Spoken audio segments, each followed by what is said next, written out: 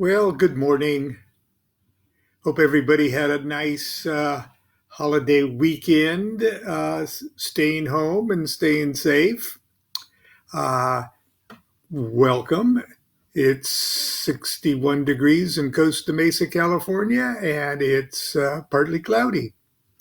Today, we're going to do all of chapter 23, which is very, very short, and we're going to do chapter 24 and the first part of it, and that's the curse of Belial, or never share a fiend with a friend, which is usually a one that people like a lot.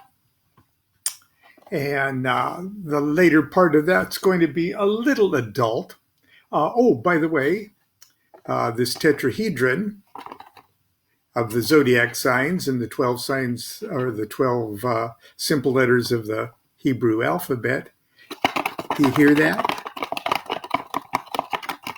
Inside that is the cube of space, and inside that cube is three pipe cleaners holding the cube together, a yellow one, a blue one, and a red one for the three mother letters. So the three mother letters inside the cube of the seven double letters, and the tetrahedron of the 12 simple letters. That makes quite a rattle. And if you're interested in all of that, you can find out how to make your own and what it means and what you can do with it as an initiation in Son of Chicken Kabbalah. How's that for shameless self-promotion? But anyway, today we're on My Life with the Spirits. So without further ado, I'm going to start with chapter 23, Enochian Spirits, a postscript.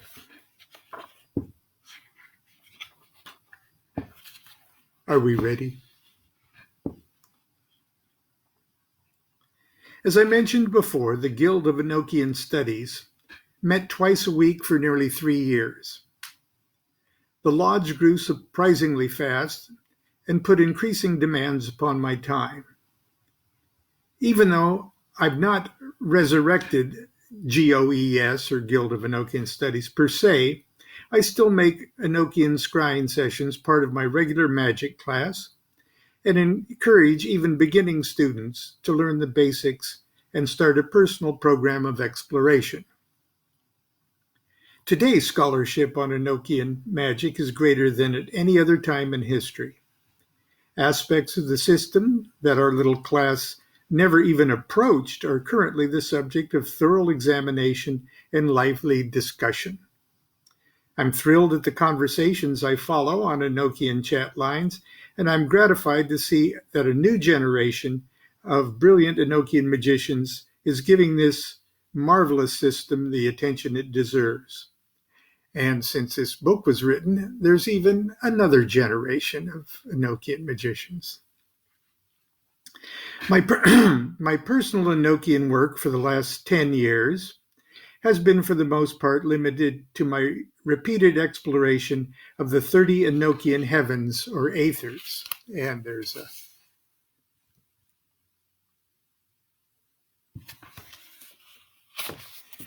Instead of classifying the material and celestial universe in the levels of human consciousness in terms of the 10 Sephiroth and the 22 paths of the Kabbalistic diagram called the Tree of Life, Enochian magic sees the world arranged a little differently.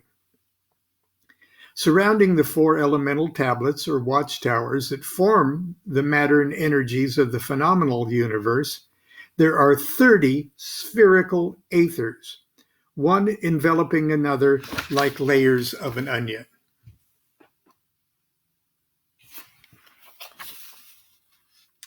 Like the paths and Sephiroth of the Tree of Life, each aether is reflected in the software of the human consciousness matrix. The Kabbalistic magician engages in a program of path workings. and systematically explores the paths and sephiroth of the Tree of Life in scrying sessions. It is common, even for beginners, to obtain some visions in all levels of the tree. But to those who are truthful with themselves, it's always obvious when they've reached a level where their current level of initiation, or the highest level of consciousness they can currently achieve, prevents them from obtaining an undistorted vision of that plane. The Enochian magician explores the 30 aethers in precisely the same manner. Over the years, I have systematically scryed all 30 aethers half a dozen times. Each time starts out very strong, and early aethers clear and full of useful information and insights. Then, inevitably, there comes a point where the vision is seen as through a glass darkly. The messages are jumbled and cryptic, and the angelic governors unstable and crabby. It is then that I know I've reached the limit of my personal level of initiation. I must do something with myself and to myself to break through to the next higher level of consciousness. More often than not, I find that the key to achieving the next level is to be found in my own diary, in the notes from the last aether I could successfully penetrate. I confess I still don't get very far before I hit the glass darkly stage. Nevertheless, I feel that by periodically visiting the aethers, no matter how distorted most of them may be, a magician can gain real insight as to his or her personal spiritual progress. Furthermore, unlike Kabbalistic path workings that are often jump-started by guided imagery exercises telling the seer what they should be seeing at any given point, in Hod, you will meet a man in an orange cloak eating fish sticks with his toes. The Enochian seer is obliged to view visions that are entirely unique to his or her own vocabulary of images. And that's the end of that short chapter. But as we have some time, and it's a long chapter to come, we're going to start the curse of Belial. Never share a fiend with a friend.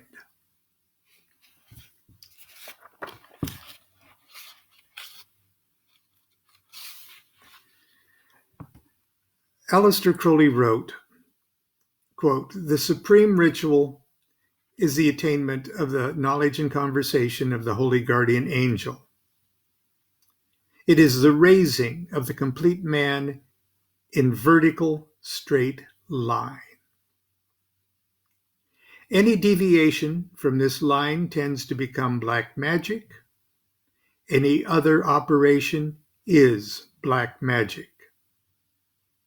If the magician needs to perform any other operation than this, it is only lawful insofar that it is a necessary preliminary to that one work." Unquote. The Western magical tradition teaches there are 10 major landmarks in the initiate's journey. These, of course, aren't geographical landmarks. Rather, they are 10 progressively higher levels of consciousness. Students of Eastern mysticism are quick to point out that at least 7 of these landmarks of consciousness correspond nicely with the 7 chakras or psychic centers in the human body. Either way you look at it, attainment to the next level endows the initiate with greater insight, wisdom, and power. When Crowley wrote about knowledge and conversation of the holy guardian angel, he was referring specifically to achieving and maintaining the level of consciousness corresponding to the 6th sephira of the Tree of Life.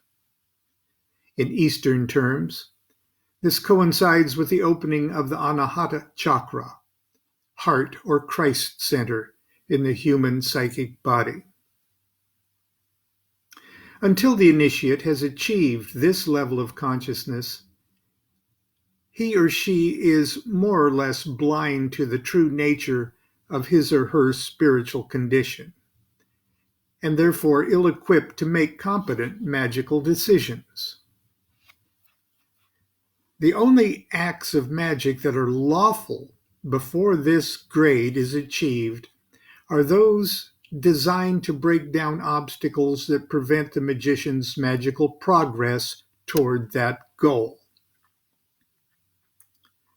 More often than not, the new magician doesn't have a clue as to what those obstacles really are.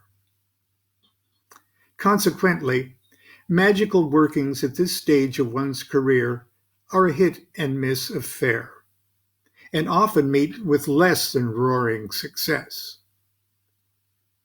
So high is the failure rate that many magical instructors forbid their students from dabbling in anything other than the invocation of the Holy Guardian Angel. This, I feel, is a mistake. Unless a few things blow up in your face, you will never learn what you need to do and who you will need to become to avoid such mistakes in the future. It is true that if I had listened to my teacher before I evoked Oribos for the first time, I could have spared myself the agonizing pain of burning my eyes with cinnamon oil. On the other hand, I would have missed the opportunity to learn a score of valuable magical lessons. I would have denied myself the priceless, ego-shattering experience. I might never have become aware of the various parts of my soul. I might have remained completely ignorant of the nature of the spirits, not to mention the possibility that Mad Bob might not have showed up with that car that so dramatically rescued my family from destruction. I was very lucky with that first evocation. The reason I believe that everything worked out was because it was my unambiguous will to pull my life together. I wasn't experimenting. I wasn't praying. I was actually doing something for myself. I think I could have done anything, sacrificed a cigar and a bottle of rum, performed an unnatural act with a cheese grater. Anything would have worked. On the other hand, if the object of the operation is not one's unambiguous will, or if your will is divided against itself for one reason or another, the energy you pour into the magic just seems to make things worse. A most dramatic example of such a breach in formula occurred when I tried to share a demon with a friend for the purpose of prospering a business venture.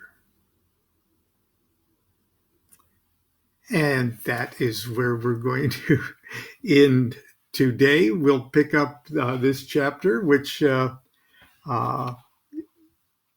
gets better tomorrow morning at the same time. And just a little warning, tomorrow's installment may be just a little too adult for if you've got some youngsters watching that you might want to do something else tomorrow. It's a little adult tomorrow. So, but I hope to see you all there in the morning. Continue to be good to yourself, be good to each other, and do what thou wilt shall be the whole of the law. Love is the law, love under will. Bye.